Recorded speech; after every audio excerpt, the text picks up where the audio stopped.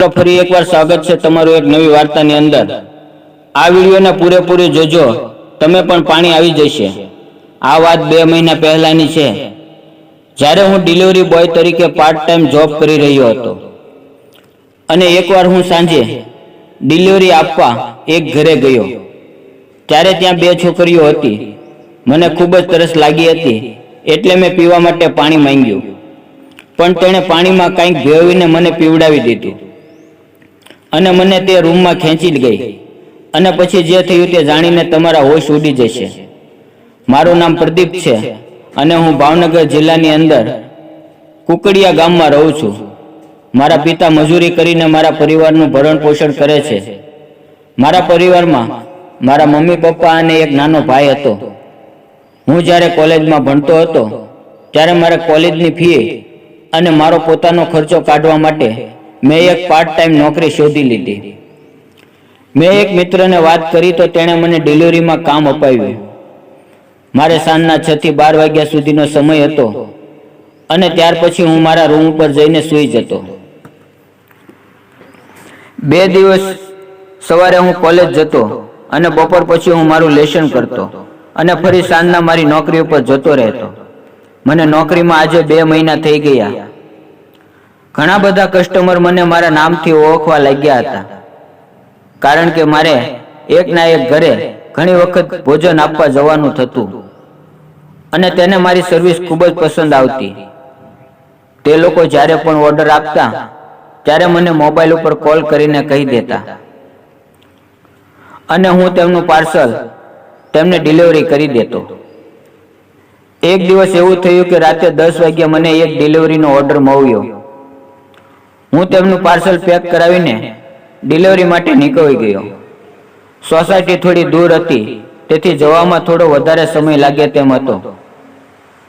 જ્યારે હું તેમના ઘરે પહોંચ્યો તો અંદરથી મ્યુઝિકનો અવાજ આવી રહ્યો હતો। મેં દરવાજાની ડોરબેલ વગાડી। એક છોકરીએ દરવાજો ખોલ્યો। મેં તેને કહ્યું કે મેડમ, તમારું પાર્સલ આવી ગયું છે। તેણે કહ્યું કે હા, અમે તેની જ રાહ જોઈ રહ્યા હતા। મેં તેમને 2 પાર્સલ આપી દીધા। તે મને કહેવા લાગી કે આવો, તમે પણ પાર્ટીમાં આવી જાઓ, કારણ કે તમે પણ મને ઘણા સમયથી અડધી રાતે પાર્સલ આપવા માટે આવો છો। મેં કહ્યું, ના, મારાથી તમારી સાથે પાર્ટી ના કરી શકાય। ત્યારે તેણે કહ્યું કે હું તમને ડિલિવરી બોય તરીકે નહીં, પણ એક મિત્ર તરીકે પાર્ટીમાં આવવાનું આમંત્રણ આપું છું। મેં કહ્યું ઠીક છે। પછી હું અંદર ગયો। મેં અંદર જઈને જોયું તો પાર્ટીની અંદર ફક્ત 2 છોકરીઓ જ હતી અને હવે હું ત્રીજો માણસ હતો। ઘરમાં બીજું કોઈ હતું નહીં। તેના પરિવારમાંથી પણ તેમના ઘરે કોઈ હતું નહીં। તે બંનેએ ખૂબ જ શોર્ટ કપડાં પહેર્યા હતા અને તે એક જ અલગ જ મૂડમાં હતા। મ્યુઝિક ઉપર ખૂબ જ ડિસ્કો કરી રહ્યા હતા।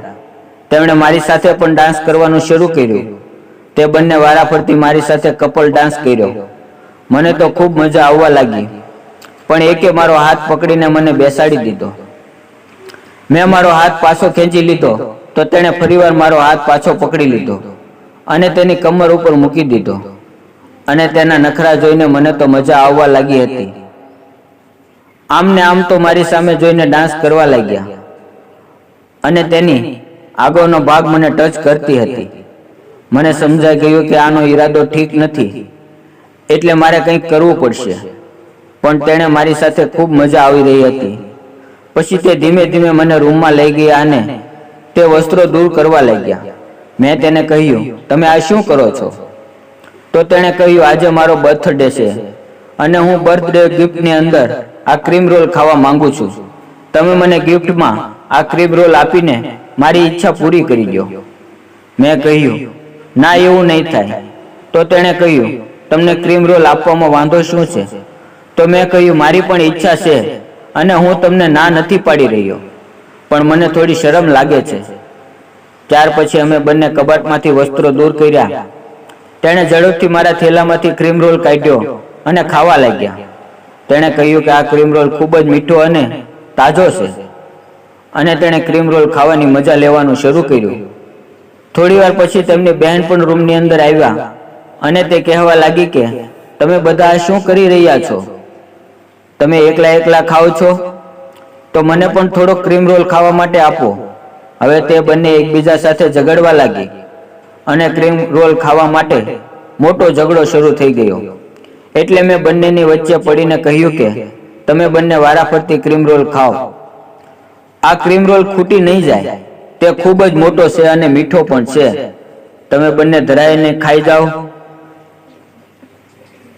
ડિલિવરી કરીને મને ખૂબ જ થાક લાગી રહ્યો હતો અને સાથે મેં ખૂબ ડિસ્કો પણ કર્યો હતો. એટલે હું સોફા પર બેસી ગયો તો તે પણ મારી બાજુમાં બેસીને ક્રીમ રોલ ખાવા લાગ્યા. તેને ખૂબ જ ભૂખ લાગી રહી હતી. થોડી વાર આરામ કર્યા પછી ફરી વખત અમે ત્રણે ડાન્સ કરવા લાગ્યા અને ડીજેના ગીતો ઉપર નાચવા લાગ્યા. હવે લગભગ સવારના 4 વાગી રહ્યા હતા તો ફરી એક વખત તેણે મારી પાસે ક્રીમ રોલ માંગ્યો. મેં કહ્યું, ખરેખર તમે ફરી વખત ક્રીમ રોલ ખાવા માંગો છો? તો તેણે કહ્યું હા.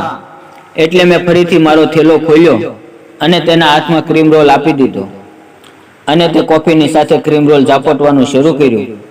અને પછી જે થયું મિત્રો તે જાણવા માટે વિડીયોના આગળના ભાગની રાહ જુઓ.